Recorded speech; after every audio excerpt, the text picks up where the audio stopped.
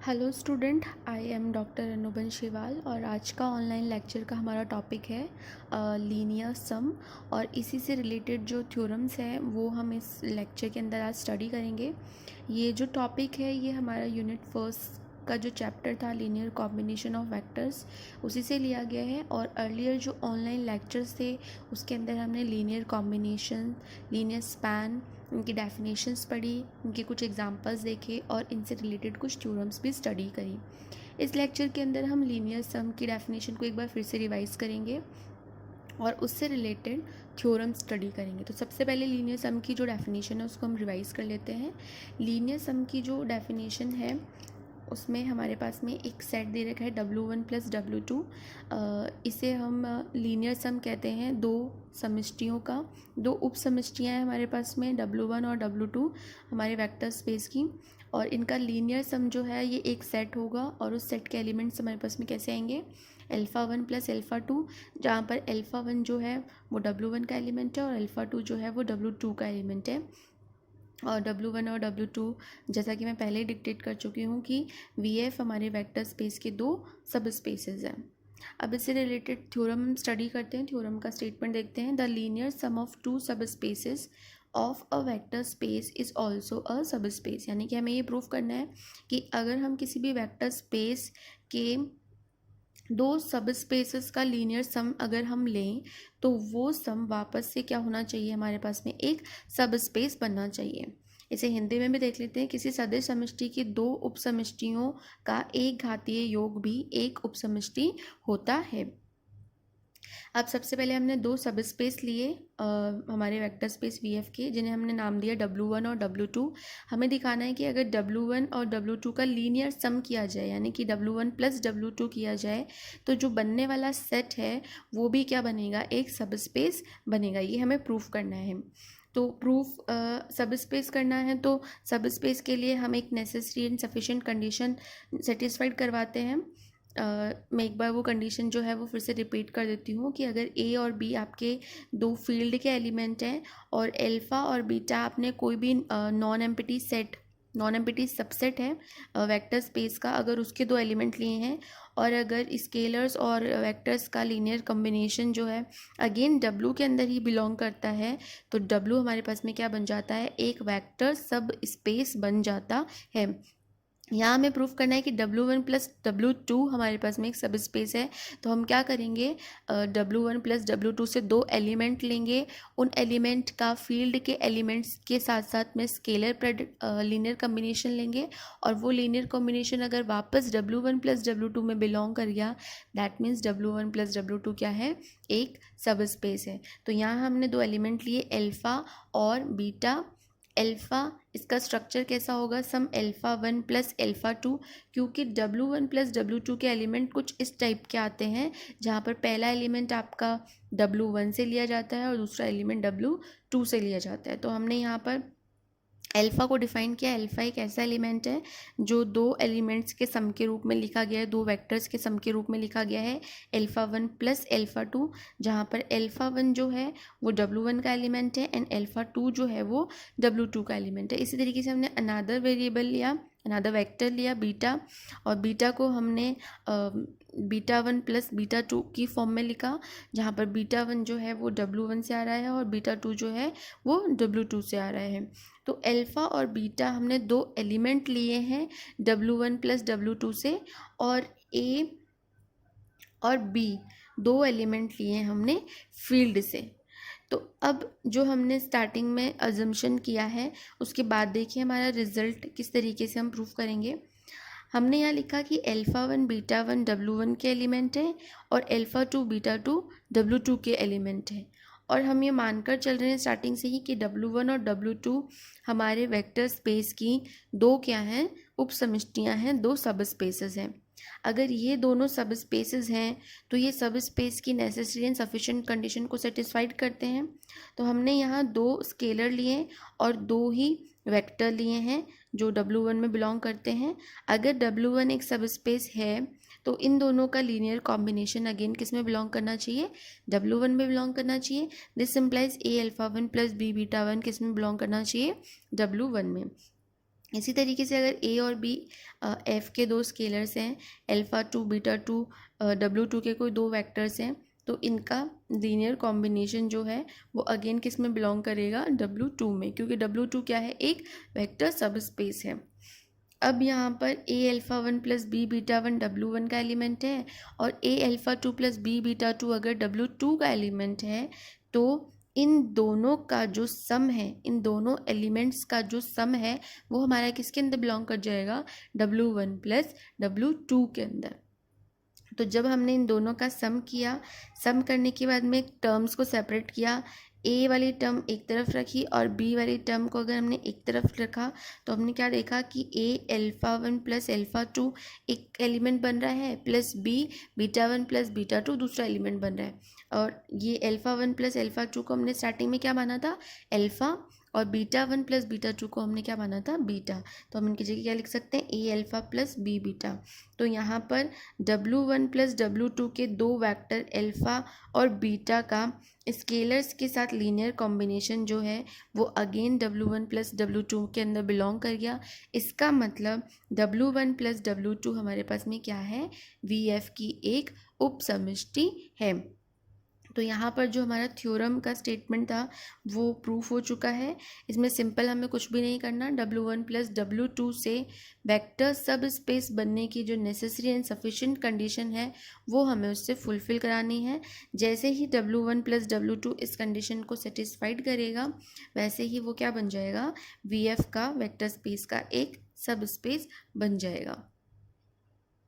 Next जो theorem है उसका स्टेटमेंट देखते हैं हम, क्या है हमारे पास, if W1 and W2 are subspaces of a vector space VF, then हमें प्रूफ करना है कि W1 प्लस W2 यानी कि दो वेक्टर सब स्पेसेस का जो लीनियर सम है वो बराबर होता है अगर उन सब स्पेसेस का यूनियन लिया जाए, और उस सेट का अगर हम एक स्पैनिंग सेट तैयार करें तो ये लीनियर सम उस स्पैनिंग सेट के क्या होता है, बराबर होता है।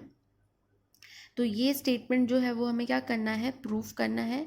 और इसे प्रूफ करने के लिए वापस हम एक बार लीनियर सम की डेफिनेशन और उसकी दो प्रॉपर्टीज़ यहाँ पर डिस्कस करेंगे।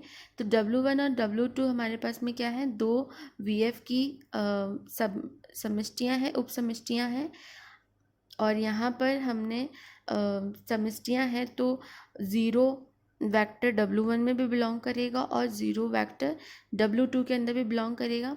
इसका मतलब W1 भी नॉन एम्प्टी सेट है और W2 भी क्या है, नॉन एम्प्टी सब स्पेस है। अगर ये दोनों नॉन एम्प्टी है तो इनके अंदर कोई एलिमेंट जो है वो हम बिलोंग करवा सकते हैं।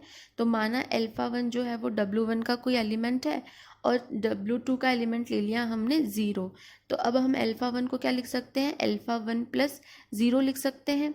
यहाँ पे ये जो एलिमेंट है ये W1 का है और ये एलिमेंट W2 का है। इसका मतलब यहाँ पर अल्फ़ा वन जो है वो किसके अंदर बिलोंग कर जाएगा, W1 प्लस W2 में, क्योंकि W1 प्लस W2 में किस टाइप के एलिमेंट आते हैं, alpha one plus alpha to type के एलिमेंट आते हैं, जहाँ अल्फ़ा वन तो W1 के अंदर बिलोंग कर जाए और अल्फ़ा टू जो है वो W2 का एलिमेंट होना चाहिए। यहाँ अल्फ़ा टू जो है हमारे पास में क्या है, ज़ीरो है। तो यहाँ अल्फ़ा वन प्लस ज़ीरो का जो सम है वो हमारे पास में किस में बिलोंग कर जाएगा, W1 प्लस W2 के अंदर। अब यहाँ पर हम लेकर क्या चले थे कि अल्फ़ा वन किसका एलिमेंट है, W1 का, लेकिन एंड में अल्फ़ा वन जो है वो किस में बिलोंग कर गया, W1 प्लस W2 में। इसका मतलब कि ये जो W1 है ये हमारा सबसेट हो गया किसका, W1 प्लस W2 का। इसी तरीके से आप प्रूव कर सकते हैं कि W2 जो है वो भी क्या होगा, हमारा सबसेट होगा W1 प्लस W2 का। एक और दो समीकरण हमने इनको नाम दिया है और इन्हीं समीकरणों का अगर हम निरीक्षण करें, इंस्पेक्शन करें, तो हमें क्या प्राप्त होगा, अगर W1 प्लस W2 का सबसेट है, W2 भी W1 प्लस W2 का सबसेट है, तो इन दोनों सेट्स का जो यूनियन होगा वो भी हमारा W1 प्लस W2 का क्या होगा, एक सबसेट होगा। ये यूनियन की प्रॉपर्टी होती है। इसको हमने नाम दे दिया इक्वेशन 3। अब हमें सिद्ध क्या करना है, हम उस पर वापस चलते हैं। हमें दिखाना है कि W1 प्लस W2 जो है वो W1 यूनियन W2 के स्पैनिंग सेट के क्या होता है, बराबर होता है। तो इनको बराबर दिखाना सिद्ध करना है हमें। तो इन्हें प्रूफ करने के लिए हमने क्या किया, माना कोई एलिमेंट लिया अल्फ़ा। अल्फ़ा जो एलिमेंट है वो किस टाइप का एलिमेंट है, alpha 1 plus alpha 2। Alpha 1 plus alpha 2 type के एलिमेंट्स हमारे किस में बिलोंग करेंगे, लीनियर सम ऑफ टू सब स्पेसिस। तो ये जो एलिमेंट है ये किस में बिलोंग कर जाएगा, W1 प्लस W2 के अंदर, जहाँ अल्फ़ा 1 जो है वो W1 का एलिमेंट है और अल्फ़ा 2 जो है वो W2 का एलिमेंट है। और कोई एलिमेंट जो W1 में भी बिलोंग कर रहा है और जो दूसरा एलिमेंट वो W2 में बिलोंग कर रहा है, तो ये दोनों एलिमेंट्स जो हैं इन दोनों स्पेसेस के, दोनों सब स्पेसेस के यूनियन के अंदर भी बिलोंग करेंगे। तो यहाँ पर अल्फ़ा 1 अल्फ़ा 2 दोनों एलिमेंट जो है वो किस में बिलोंग कर गए, W1 यूनियन W2 के अंदर। अब यहाँ जो हमने अल्फ़ा 1 प्लस अल्फ़ा 2 लिया था, इसे हम कुछ इस तरीके से भी लिख सकते हैं, 1 into alpha 1 plus 1 into alpha 2। तो यहाँ हमने क्या देखा कि अल्फ़ा 1 प्लस अल्फ़ा 2 को हम लीनियर कॉम्बिनेशन की फॉर्म में लिख सकते हैं, क्योंकि यहाँ पे 1 1 क्या हो गया, स्केलर, और अल्फ़ा 1 और अल्फ़ा 2 जो है वो हमारे W1 यूनियन W2 के दो एलिमेंट हो गए। यानी कि यहाँ हम अल्फ़ा 1 प्लस अल्फ़ा 2 को W1 यूनियन W2 के वेक्टर्स के लीनियर कॉम्बिनेशन के रूप में क्या कर पा रहे हैं, लिख पा रहे हैं। इसका मतलब अल्फ़ा 1 प्लस अल्फ़ा 2 जो एलिमेंट है वो हमारा W1 प्लस W2 के स्पैनिंग सेट के अंदर क्या कर जाएगा, बिलोंग कर जाएगा, क्योंकि स्पैनिंग सेट के अंदर वो एलिमेंट आते हैं जिन्हें हम उस सेट के वेक्टर्स के लीनियर कॉम्बिनेशन के रूप में लिख सकें। यानी कि अल्फ़ा 1 प्लस अल्फ़ा 2 जो है वो किस में बिलोंग कर गया, W1 यूनियन W2 के स्पैनिंग सेट के अंदर बिलोंग कर गया। लेकिन हमने क्या माना था कि alpha 1 plus alpha 2 is an element of W1 plus W2, और यही एलिमेंट बाद में spanning set of W1 union W2 में बिलोंग कर गया। इसका मतलब इससे इससे हमारे पास में क्या कंक्लूजन निकला कि W1 plus W2 is a subset of W1 union W2। तो इसको हमने नाम दे दिया इक्वेशन 4। हमने लास्ट थ्योरम जो पढ़ी थी उसका स्टेटमेंट हमने देखा था, और उसी स्टेटमेंट का हम यहाँ पे यूज़ कर रहे हैं कि अगर हम किसी सेट का जब स्पैनिंग सेट बनाते हैं तो ये जो स्पैनिंग सेट होता है वो इस अंदर वाले सेट को कंटेन्ड करने वाला सबसे छोटा सबसेट होता है VF का। यानी कि W1 यूनियन W2 को कंटेन्ड करने वाला उसका स्पैनिंग सेट सबसे छोटा सबसेट होता है वेक्टर स्पेस का। तो इसी थ्योरम का यूज़ करके मैं यहाँ लिख सकती हूँ कि W1 यूनियन W2 को कंटेन्ड कौन करेगा, इसी का स्पैनिंग सेट कंटेन करेगा। जबकि हमने क्या लिखा था थर्ड इक्वेशन के अंदर कि W1 यूनियन W2 को कंटेन्ड करता है W1 प्लस W2, और यहाँ हमने कहा कि इसका स्पैनिंग सेट भी W1 यूनियन W2 को क्या करेगा, कंटेन्ड करेगा, और वो सबसे न्यूनतम सबसेट होगा। इसका मतलब कि W1 plus W2 spanning set of W1 union W2 को भी क्या करेगा, अपने अंदर समाहित कर लेगा। तो इस इक्वेशन और इस इक्वेशन से हम क्या कंक्लूज़न निकाल सकते हैं, यहाँ हमने देखा कि W1 प्लस W2 सबसेट है W1 यूनियन W2 के स्पैनिंग सेट के, और यहाँ हमने दिखाया कि ये जो स्पैनिंग सेट है वो W1 प्लस W2 का क्या हो गया, सबसेट हो गया। तो ये दोनों चीज़ें तभी पॉसिबल हैं जब हमारे पास में ये दोनों आपस में क्या हो, बराबर हो। यानी कि इस इक्वेशन से और इस इक्वेशन से हमारे पास में क्या कंक्लूज़न निकला कि spanning set of W1 union W2 वो बराबर होता है W1 प्लस W2 के लीनियर सम के। तो इस थ्योरम के अंदर सबसे पहले हमने लीनियर सम की प्रॉपर्टीज़ का यूज़ किया। लीनियर सम की प्रॉपर्टीज़ का यूज़ करने के बाद में हमने यूनियन की प्रॉपर्टी का यूज़ किया, और यूनियन की प्रॉपर्टी का यूज़ करने के बाद में यहाँ हमें जो प्रूफ करना था उसे प्रूफ करने के लिए हमने सबसेट की प्रॉपर्टी का यूज़ किया। ये सबसेट की प्रॉपर्टी मैं आपको एक बार डिफाइन कर देती हूँ।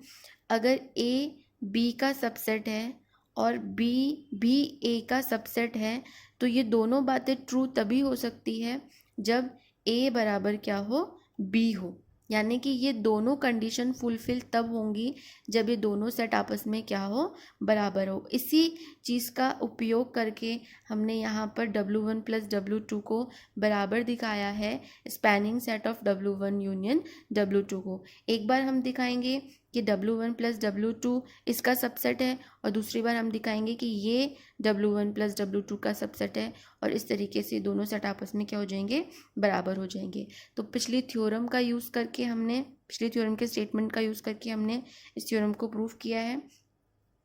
तो यहाँ पर हमारे पास में लास्ट में कंक्लूजन निकल के आ जाएगा कि spanning set of W1 union W2 बराबर होता है W1 प्लस W2 का। तो यहाँ हमारी थ्योरम जो है वो हेंस प्रूव्ड है।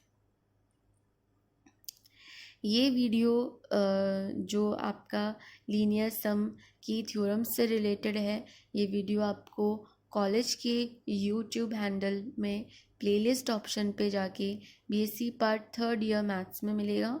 और इस वीडियो से रिलेटेड अगर आपको कोई भी प्रॉब्लम है तो आप कमेंट बॉक्स में डालकर अपनी क्वेरी जो है वो पूछ सकते हैं। Thank you.